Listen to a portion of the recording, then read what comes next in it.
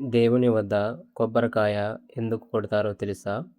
చాలామందికి ఈ విషయం తెలిసి ఉంటుంది. తెలియని వారి కోసం ఈ సమాచారాన్ని ఇస్తున్నాను.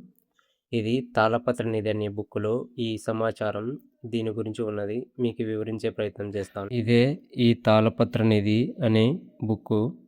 ఇది మహర్షుల తాళపత్ర గ్రంథాలు దాగి ఉన్న శాస్త్రీయ నిత్య జీవన వికాస రహస్యాలు దీనిలో ఉంటాయి.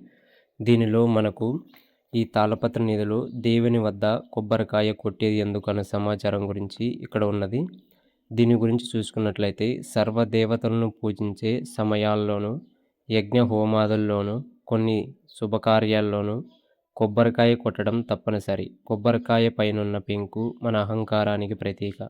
ఎప్పుడైతే కొబ్బరికాయ స్వామి ముందు కొడతామో మనం మన అహంకారాన్ని విడనాడుతున్నామని, లోపలున్న తెల్లని కొబ్బరిలా మన మనసును సంపూర్ణంగా స్వామి ముందు పరిచామని, తద్వారా నిర్మలమైన కొబ్బరి నీరులా మన జీవితాలను ఉంచమని అర్థం.